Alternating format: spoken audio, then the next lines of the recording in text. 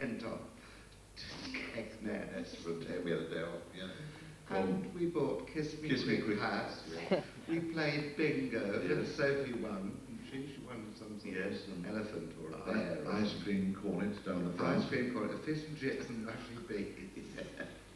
Yes, Gin and tonics and candy floss. I mean, it sounds appalling.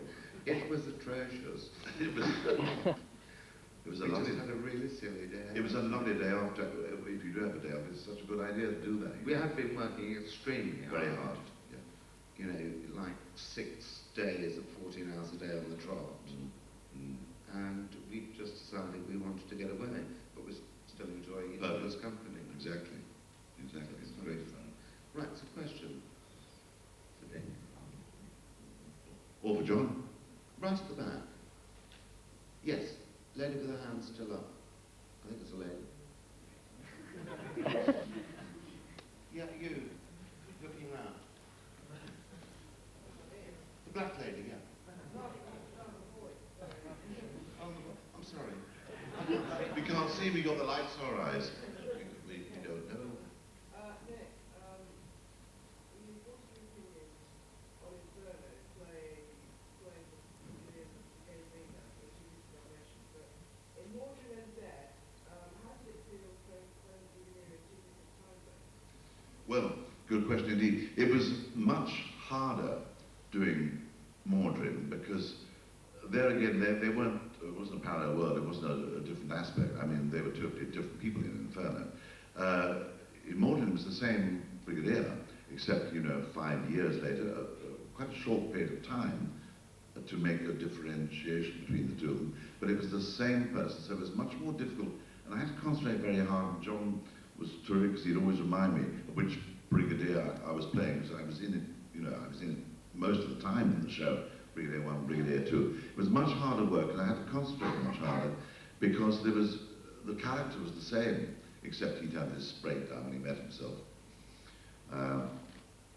And then he had to sort of, be that, but not that much older. So it was much more difficult than Inferno. Inferno was easy because playing villains, actually, it's quite easy playing villains, well, I find.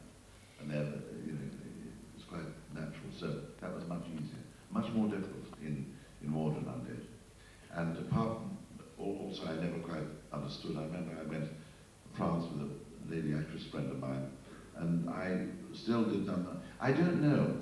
Did I look as though I understood it eventually? Because when we rehearsed it, John, I don't quite understand it. I'm never quite sure that I understood Mordred. But that's typical of me. No, but I mean, you were honest about it. You kept saying, I don't understand this, And I try and explain it, Yes. The script editor try Absolutely. and write and try and explain it. That's right. But I can only think of one thing, which was nice, was the Blinovich invitation, which I rechristened the Slimovich invitation. Although I think it was Bobby Barker. Slimovich. Another invitation. Another question. Yes, gentleman there with the beard. Was it very different doing the Paradise of Death and the Ghosts of N-Space? Because you voiced an opinion you liked doing radio work. Yes. Or was it very different? Yeah, from doing televised Doctor. Well, yes, it is indeed, because it's very different, because you're in a little studio in Maida Vale and it's totally different. You have to rely on the microphone and special effects to give you what you can't, what you, the listener, won't be able to see, because you can only hear it. So it requires enormous technical expertise on behalf of the people who are in the control box, not necessarily so much with the actors. I mean, you still learn that quite quickly, the two different techniques. I think in radio, what you've got to do, and why it's good to go from one medium to another, in radio, you have to colour it much more, so that you have to colour the whole speeches more, because no one's seeing your face. So you've got to do much more work, you've got to make more, it's only interesting. And then what's very good, if you then go and do radio, then you go to do a television, it's very good to go from one medium to another. You have to work hard at that to make it interesting, so that the listener can visualize what you're doing, although in point of fact the listener is only hearing what you're doing. It's someone said something about one of our plays, which is lovely, and there was a fan said, oh, I like that, I like listening to the scenery. Well then, that program must have succeeded for that listener to say that, because he could, if the listener can visualize everything, then that's radio at its best.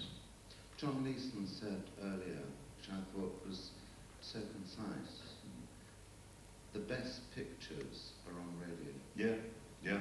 Because if the actor is using the technique, as Nick says, you have to colour it, because you're taking away not just the body, but you're taking away the two most expressive items on the face, which are the eyes and the mouth.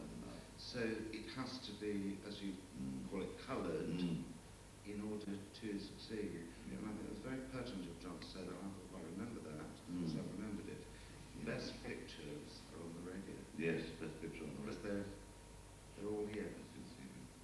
No, it's a lovely medium. Yes, in the middle. Andrew.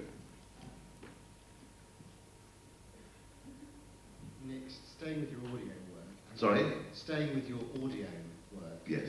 And I apologise if this question's already been asked, but can you tell us your experience of working with Paul McGann on the audio adventure that you recently recorded Oh, yes. with Big Finish? Yes. Minuet in Hell, I think it's called. Minuet in Hell. Yes, well, we did some of it with Big Finish we did that next, didn't we? Yes, we had to do only Paul's bits because he was living in Bristol and had to stay in Bristol, so we did all the scenes that Paul was in Bristol. So I pointed out we only had, I think we only had one day or two at the most together, but it was, again, very enjoyable to see what Paul was doing with the part. And it was very nice because at the end when he sort of said goodbye to us all, he sort of came across and gave me a great hug and said, well, now you've done the set, haven't you? Now you've done 8 doctors, you've done all of them now. But it was a great pleasure to work with him, and he's a very, very good actor anyway, I think. It's great fun. And Bristol's nice, I like those studios. Studios are great down in the Christchurch studios, which the BBC used to own, but then sold them, actually, but I think they belong to Bristol University now. But they're very good recording studios to be in. Talented family. Is what, sorry? Hugely talented Yes, family. yes, enormously so, enormously. And all the female ladies of the cast, were just such a, because he's a pretty dishy guy, I think, for the girls, very dishy.